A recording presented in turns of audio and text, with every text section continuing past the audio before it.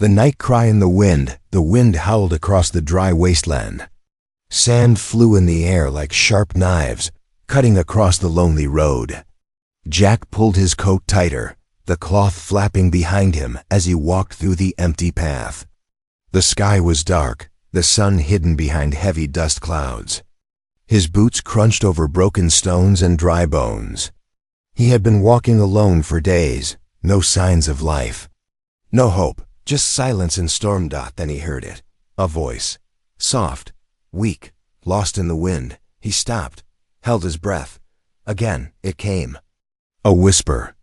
Please, help. Jack turned his head, trying to find where the sound came from. His heart beat faster. It wasn't the wind. It was real. A cry. He followed the sound, stepping off the path and into the ruins of what looked like an old alien village. Half-broken buildings stood like skeletons. Some walls still had burn marks. This place had been attacked long ago. Now only dust remained. Then he saw her, a shape on the ground near a broken wall. A figure curled up, arms wrapped around two smaller bodies. Her hair was tangled, her skin bruised. She looked alien blue skin, long thin fingers, soft glowing eyes half closed in pain. She held two small alien children close to her chest, shielding them from the cold. Jack moved slowly. "Hey," he said gently. "Can you hear me?" The alien woman flinched. She tried to move but couldn't. Her lips trembled. "Don't take my children," she whispered, her voice full of fear. Jack stopped, shocked. "I'm not here to hurt you." She stared at him with tired, suspicious eyes. She didn't believe him. The two children were breathing, but barely. One of them had a dry cough. Their bodies were wrapped in thin cloth too thin for the cold desert night. Jack knelt down. "You'll all die out here," he said. "Let me help." The woman didn't speak, but her eyes filled with tears. "I have a shelter," Jack said. "Food, water, warmth. Please, let me take you." Still, she said nothing. But the older child looked up at Jack. A tiny hand reached out. Fingers touched his coat. That was enough. Jack picked up the children gently. They were light, too light. The woman tried to get up, but she collapsed. Jack lifted her too. She was thin, her ribs sharp under the skin. She didn't fight, her eyes closed. She trusted him, or maybe she had no choice left. Jack walked back through the storm, carrying them all. The wind slapped his face, but he didn't stop. An hour later, he reached his shelter. It was hidden deep in a rock cave, with metal doors and power cells buried underneath. He placed the children on a soft mat near a small heater. Then he placed the woman beside them. She stirred weakly, her eyes half open. "You're safe," Jack whispered. She didn't speak. Jack gave them warm water. The older child drank first, then helped the younger. The woman refused at first. Then, seeing her children drink, she took a small sip. Her hands were shaking. Jack heated some dried protein soup. The smell filled the small room. The children looked at it with wide eyes. He gave them spoons. They ate fast, too fast, like they hadn't seen food in days. The woman took one bite, then stopped. She looked at him. "You poisoned it?" she asked in a broken voice. Jack frowned. "What?" "No." She stared at the bowl. Then slowly took another bite. Jack sat back. He didn't speak. Just watched. The heater warmed the room. The children stopped shivering. One of them leaned against Jack's arm and fell asleep. The woman opened her eyes fully now. "You're human," she said. "Yes." She looked at her children. "They were going to take them," she whispered. "Who?" "The others, my people. After my mate died, they said I was a burden, a widow, no male, no protection, no value." Jack felt something twist inside his chest. "They left me to die," she said, "and my children too." She looked away. Her voice broke. "I begged, but no one helped. No one even looked at me." Jack looked at the kids. So small, so tired. He looked back at the woman. Her face was full of pain, but also strength. "You're safe now," he said. She didn't reply. He stood and grabbed a clean blanket, placed it over the three of them. The woman held her children close. Then, just before her eyes closed, she whispered one more time, "Please, save them." Jack sat near the door, rifle across his lap, eyes watching the dark outside. And in his mind, he promised, "I will." The next morning, the shelter was quiet. A faint orange light came through the cracks above. The small heater still buzzed softly, keeping the cold away. Jack opened his eyes slowly. He had fallen asleep sitting against the wall, his rifle still on his lap. He looked over at the three figures lying under the blanket. The alien woman was awake now, her arms still wrapped tightly around her children. Her eyes were open but distant, as if she was in another world. Jack stood up quietly and walked to the small food unit. He poured some warm water into a cup and brought it over to her. She didn't move. "It's clean," Jack said gently. "Just water." She took the cup slowly and sniffed it. Then, with a slow motion, she drank a small sip. Her throat moved as she swallowed. A moment later, she drank again, faster this time. "Thank you," she said in a voice barely above a whisper. Jack sat down on the floor near them. "Do you have a name?" The woman didn't answer right away. She stared at the sleeping faces of her children. "I was once called Varela," she said softly, "before they took my name away." "Why would they do that?" "Because I'm a widow," she replied, her voice stiff. "Because I failed to protect my male. Because I survived when he did not." Jack shook his head.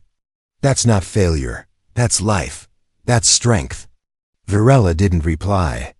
She placed the cup on the ground and gently checked her children. The younger one made a small noise and turned in his sleep. Varela brushed a hand over his forehead. "They haven't eaten properly in many days," she said. "Only roots, dirty water. I tried to find help, but every time someone saw me, they closed their doors. They see a woman with no male, and they see nothing." Jack clenched his jaw. "That's not right." She looked at him for the first time, really looked at him. "Why do you care? You are not one of us. You are human." "I've seen this before," Jack replied. "On Earth, after the war. I've seen people throw away the ones who need help the most. I didn't like it then, and I don't like it now." Varela stared for a moment longer. Then her eyes softened, just slightly. "I thought humans were cruel," she said. "Selfish. Cold. Some are," Jack said honestly, "but not all." There was silence. Varela leaned back, tired. "I don't have anything left to give." "You don't need to," Jack said. "You've already done more than most would. You kept them alive." Her eyes filled with sudden wetness, but she quickly wiped them. Jack pretended not to see. "I'll get more food ready," he said. He turned and walked toward the small kitchen area again.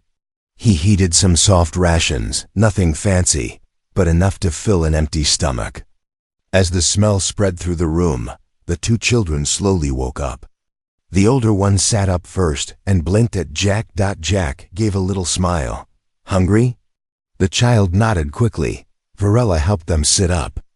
Jack placed a warm bowl in front of each. The children dug in without waiting. Jack noticed Varela watching them like a mother guarding her whole world. "They don't speak yet?" Jack asked. "They can," Varela said. "But I taught them not to. It was safer to be silent." Jack nodded. He understood more than he could say. After breakfast, Jack stepped outside the shelter. He needed to check the perimeter. Dust still blew across the rocks, but the storm had passed. He scanned the horizon with his scope. No movement. But he knew that wouldn't last. This region was not safe. Not for a lone human, and definitely not for a vulnerable alien family. Back inside, he found Varela trying to stand. She was weak, swaying slightly. "Take it easy," Jack said, moving to help her. "I need to do something," she said. "I can't just sit. You're healing. That's enough for now." She shook her head. You don't understand. If I don't show strength, if someone sees me being weak again, they'll take my children. Jack looked her in the eyes. No one's taking them, not while I'm here. Varela stared at him, unsure whether to believe him. Then, slowly, she lowered herself back down. Jack knelt beside her. Listen, I don't have much, but this place is safe. It's mine. No one comes here unless I let them. Why? She asked. Why do this for strangers? Jack looked at the children, then back at her. Because I've lost people too. And I know what it feels like when no one comes to help. Varela didn't speak after that. But she didn't look away either. And for the first time since he found her, Jack saw something small but real in her eyes, a flicker of trust. The morning passed slowly inside the shelter. Jack moved around quietly, cleaning tools, checking supplies, and repairing one of the heater coils. Varela sat silently with her back to the wall, her children curled against her. She hadn't said a word in hours, but her eyes followed every small move Jack made. When Jack placed a warm drink beside her, she didn't touch it at first. She looked at it, then looked at him. I can't repay you, she said softly. Jack sat across from her and shrugged. I didn't ask you to. That's why it's strange, she said. Nothing comes free in my world. Jack rested his arms on his knees. It's not payment, it's just right. Varela looked down at her hands. Her fingers were still trembling, skin cracked and dry. She rubbed them together quietly. One of her children, her daughter, sat up and looked at Jack. What is your name? The little girl asked. Jack was surprised. It was the first time either child had spoken. He smiled gently. My name is Jack, the girl nodded. I'm Luma. My brother is Kale. Jack glanced at Varela. She gave a small nod of approval. Luma crawled over to him, her thin arms holding a piece of torn cloth. It was old and dirty, but wrapped inside was something strange, a flat square with faded ink drawings. Jack took it carefully. What's this? Memory paper, Luma whispered. Mama keeps it, from before. He opened it slowly. The drawing was simple, 3 figures holding hands. A male alien, Varela, and the 2 children. They were all smiling. The sun above them was bright, yellow, hand-drawn. Jack felt something stir inside him. Varela's voice came, quiet but steady. He was a farmer, gentle. We didn't have much, but we were happy. When the raiders came, he stood between them and us. They shot him like he was nothing. Jack didn't say anything. He knew if he did, his voice might break. They told me it was his fault for dying, that a true mate would have lived. They called me cursed.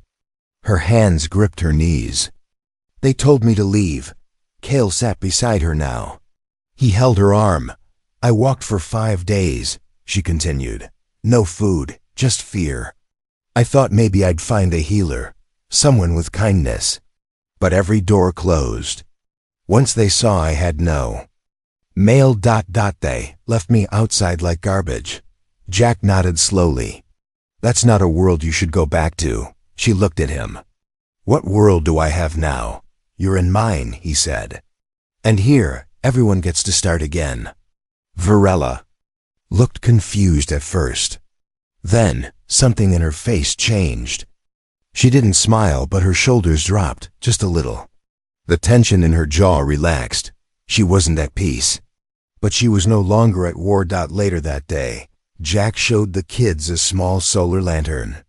He flipped the switch, and it glowed. Bright blue. Luma gasped and clapped her hands.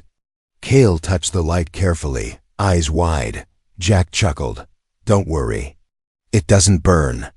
He handed it to them, and they played quietly in the corner, casting shadows on the wall. Varela watched them for a long time. Then she turned to Jack. Why are you really here? She asked. Why live in such a lonely place? Jack stared at the floor for a moment. Then he answered, because I lost my family too. The war took them. I came out here to be far from It all. You chose solitude. I chose silence, he said. But I didn't expect it to follow me this far. They sat in quiet for a while, the children still playing. Then Jack stood up and opened a hidden hatch in the wall. Inside were metal parts, old gear, and something wrapped in cloth. He brought out a small folded flag worn and faded. Varela looked at it. That's a soldier's flag, Jack nodded. My brother's. He died saving a village, not even his own. She looked at him with new understanding. You saved us too, she said. Jack didn't respond. He just folded the flag back and placed it carefully inside. That night, the stars came out. Jack opened the roof hatch a little to let fresh air in. Varela sat under the soft light with her children sleeping on her lap. I used to tell them stories, she said, before all this. Would you like to tell one now? Jack asked. She shook her head. No, but maybe one day. When I believe in stories again. Jack nodded. He stood at the edge of the room, eyes watching the dark. But something had changed. The shelter no longer felt empty. It felt like something had returned, something fragile, something small, but something real. Hope. Jack woke before sunrise. The wind outside had grown stronger again, howling like a beast through cracks in the rocks. The shelter lights flickered softly. Inside it was warm, but he felt something was wrong. Then he heard it, coughing, rough, weak and constant. He turned quickly. Cale Varela's son was curled up in the blanket, shaking. His small chest moved too fast. His face was pale, and sweat covered his forehead. Jack rushed to him. Hey, little guy, easy now, breathe slow. Varela was already awake. She knelt beside her son, panic clear on her face. Her hands touched his cheeks, his arms. No. Not now. Jack placed his hand gently on Cale's chest. He could feel the heat. Fever. Luma stood in the corner, quiet and scared, watching her brother. Varela's voice cracked. This happened before. But I had herbs, the old kind. I crushed them, kept his body warm. But I don't have them anymore. Jack stood quickly and opened a storage locker. Inside were boxes, tools, wires, and a sealed medkit. He tore it open, took out a small vial and injector. This is from the war days. Human medicine. Might not be perfect for his species, but it saved more lives than I can count. Varela hesitated. What if it hurts him? Jack didn't blink. What if we do nothing?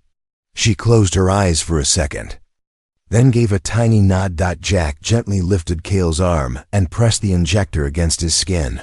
A soft hiss. Cale whimpered but didn't resist. Then came the waiting. Minutes felt like hours. Cale's breathing was shallow. Varela held him close, whispering in a strange language Jack didn't understand.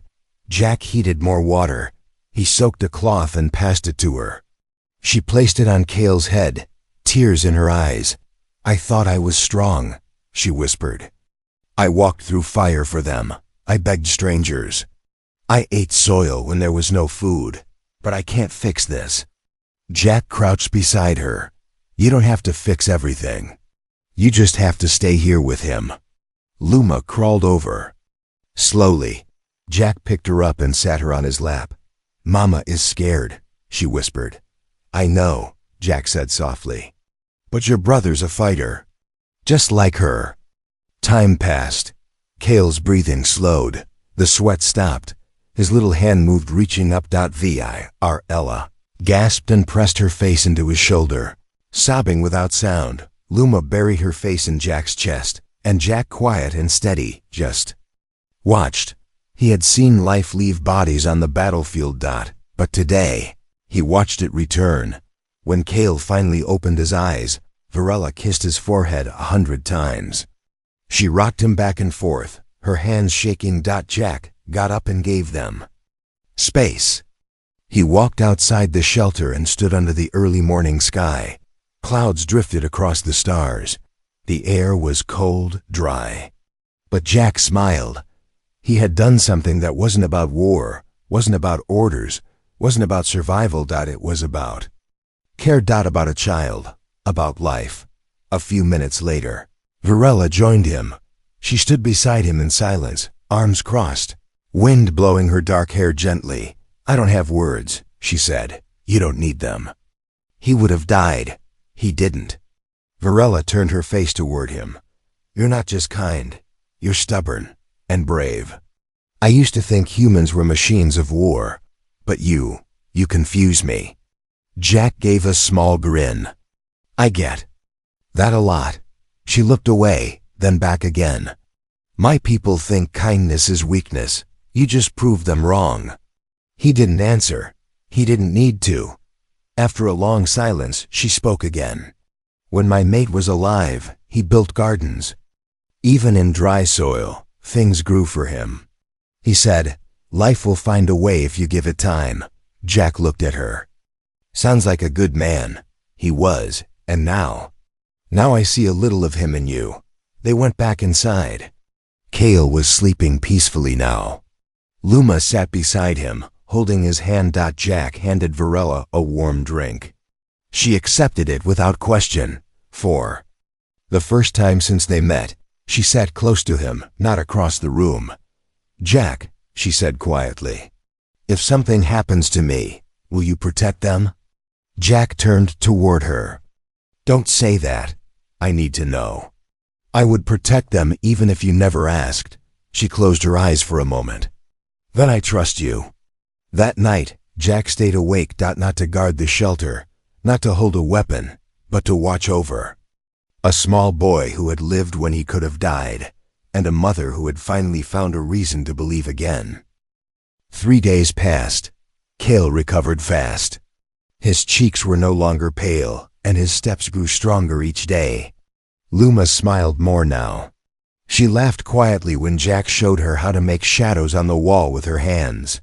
Even Varela began to move with more ease. She helped clean, repaired a broken drawer, and even fixed one of Jack's damaged heater fans using thin wires from her old coat. But just when the shelter felt peaceful, a noise changed everything. A distant metallic hum. Low, sharp, wrong. Jack froze as he heard it through the steel door. He grabbed his scope and climbed to the upper hatch. He looked through it, slowly scanning the dusty horizon. Then he saw them. 3 fast-speed hover bikes, moving in a triangle pattern. Raiders. Or worse, trackers. They weren't close yet, but they were heading this way. Jack climbed down and shut the roof hatch fast. They found us, he said. Ella stood up. Who? Hunters. Maybe the ones who threw you out. Maybe worse. Her hands trembled slightly. They take everything, and anyone. They won't take you, Jack said. I won't let that happen. She looked at him, her voice low. They won't stop. They'll smell life, warmth, food. They always find what they want. Jack moved quickly, opening a side wall panel. Inside were stacked tools, scrap metal, and 2 small energy traps devices he had built from leftover tech. Not enough to kill, but strong enough to stall an enemy. I can block the front entrance, he said. The back is hidden behind rock. If they don't scan it, we'll be okay. Varela picked up a sharp rod from the corner. If they get in, I fight. You'll protect the kids, Jack said firmly. I fight. Varela met his eyes. I'm tired of hiding. I know, Jack replied softly, but this time you don't have to fight alone. He handed her a small communicator. If anything happens, press this. It sends a flash signal through the floor to alert me. She nodded and placed it in her sleeve. Luma and Cale sat silently in the corner, watching. They weren't crying. They understood danger better than most children ever should. Jack took a deep breath. The shelter wasn't made for war. It was made for silence, survival, peace. But now it had to become a shield. As evening came, the hum grew louder. Jack peeked outside once more. Now he saw them clearly, 3 riders. 2 of them wore scavenger armor. The third, taller, had a scanner mounted on his shoulder. That meant they weren't just looking for scrap. They were looking for people. Jack armed the traps and locked the main door tight. Then he waited. Moments later, 3 hard knocks. He didn't answer. A deep voice outside called, "We know you're inside." Our scan picked up heat. "You've got power, food, maybe company." Jack kept silent. Another voice said, "Open the door, human. We're not here to kill." Jack gripped his rifle tighter. Then, something unexpected. We found a woman's name. "In old camp logs," one raider said. "Varela, widow, property of Darv sector, missing with offspring. Price on all 3 high." Jack's jaw clenched. Varela gasped. Kale began to shake. Luma crawled under the blankets. Jack stepped toward the sealed door. "There's nothing for you here. You lie," the raider said. "We have her scent. We'll dig through this. Rock if we must." Jack looked back at Virl. Her face had gone pale. But then slowly she stood. She picked up her staff. "No," Jack said sharply. "Stay with the children. I'm done hiding," she whispered. "If they take me, they'll take them." Suddenly, a sharp boom shook the wall. They were trying to break in. Jack rushed to the panel and triggered the front trap.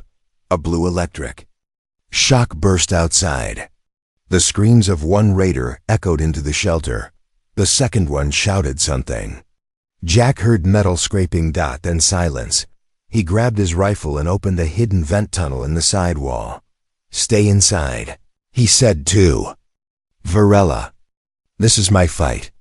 But just as he was about to climb out, Varela stepped beside him. "You said I wasn't alone anymore." Jack stared at her. "I meant that. Then let me stand with you."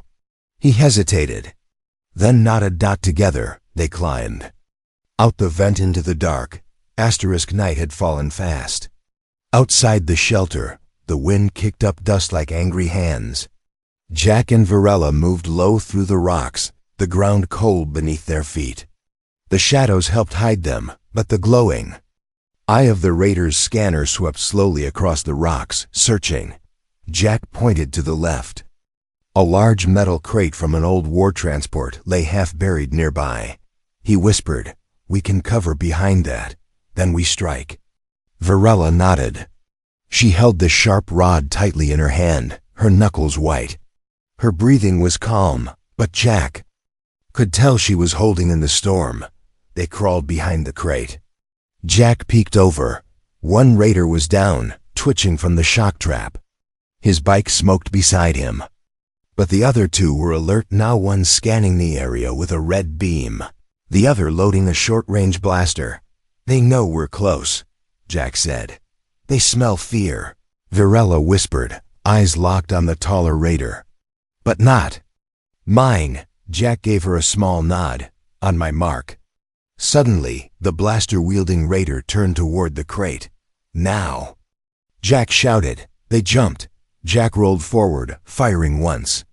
The shot hit the blaster out of the raider's hand. Varela swung her rod, cracking it across the raider's neck. He fell, gasping. But the scanner one was faster.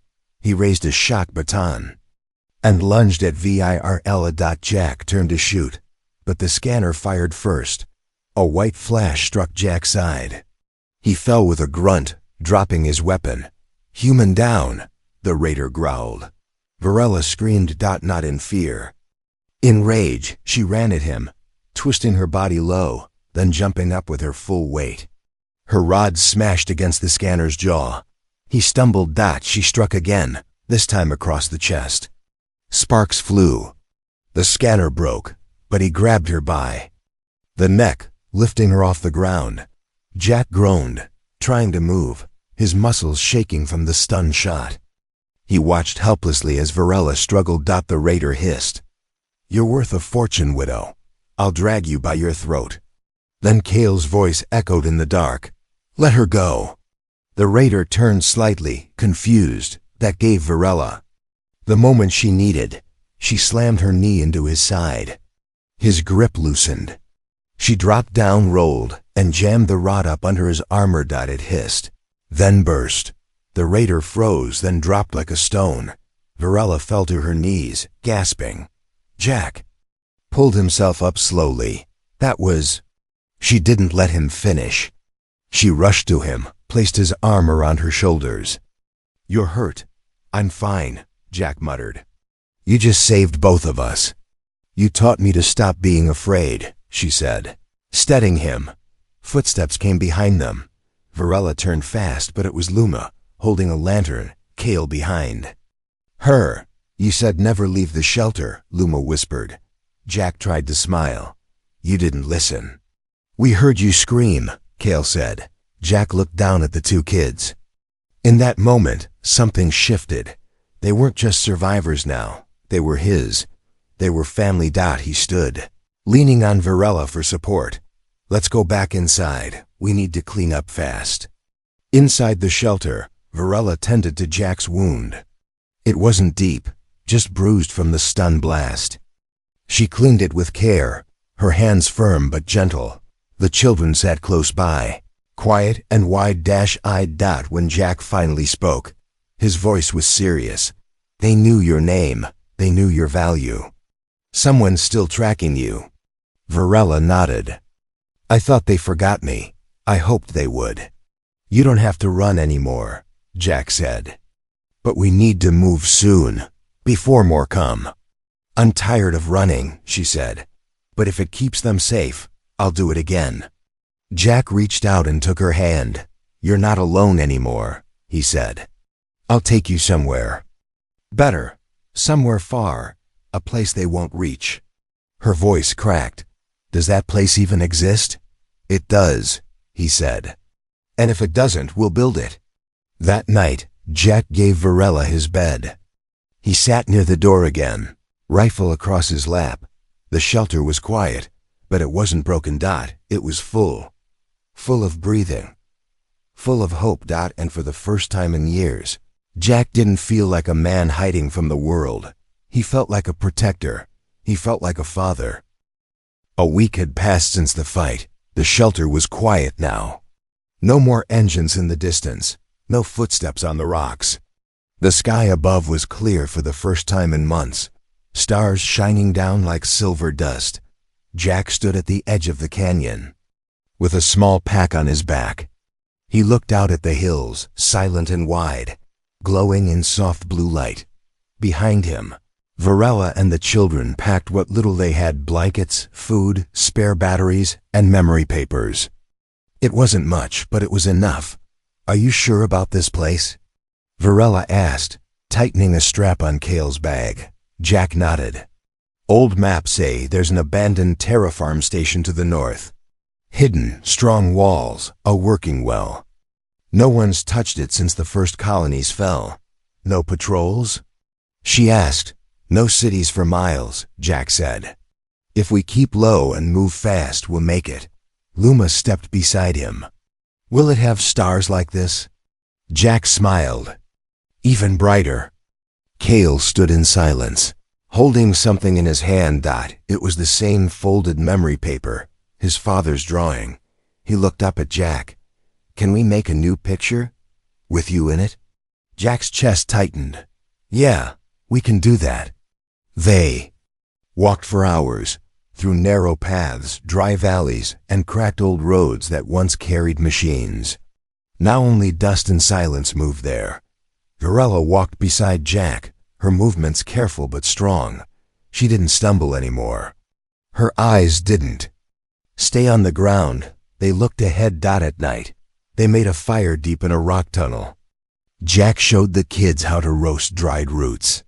They laughed when the roots popped and twisted. "Tell us a story," Luma asked. Varela paused, then looked at Jack. He smiled and said, "Once, in the middle of a broken world, a mother refused to give up, even when everyone turned away, even when the sky was cold." Cale listened closely. She walked through silence, through pain. She held her children close and never let them fall. Varela's eyes shimmered. She stayed quiet, but she touched Luma's hair. Jack continued, "And then one day, a man heard her voice in the wind, and he didn't walk past. He listened. And that made all the difference." The fire crackled. Luma leaned on her mother's shoulder. Cale curled against Jack's coat. And under the stars, they slept like a family. By the third day, they saw it.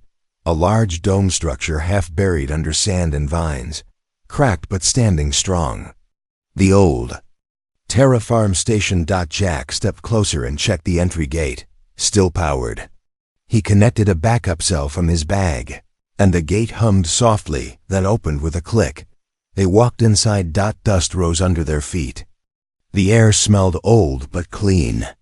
Thick walls, solar panels, storage rooms, everything still there. Forgotten by the world. Perfect for a new beginning. Cale ran to the corner and yelled, "It echoes." Luma followed, laughing. Varela turned in. A slow circle, her eyes wide. This is real, Jack nodded. "It's yours now." "No," she said, looking at him. "It's ours."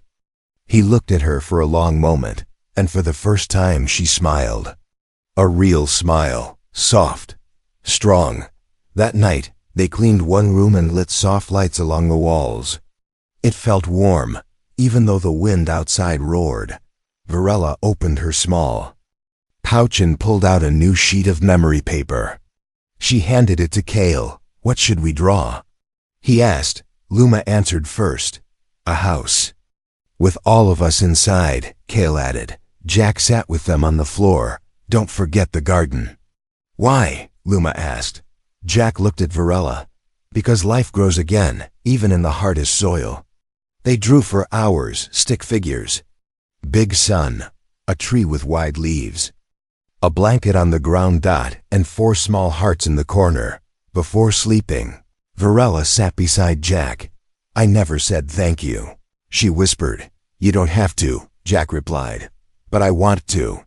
She looked at him, her eyes full of emotion. "You saved more than just my children." Jack leaned his head back and closed his eyes for a moment. "No," he said softly. "We saved each other." Outside, the wind blew across the hills. But inside the old station, there was no fear, no hunger, no loss. There was only peace. There was only warmth. And the sound of 2 alien children laughing in their sleep, safe at last in a place they could finally call home. The end.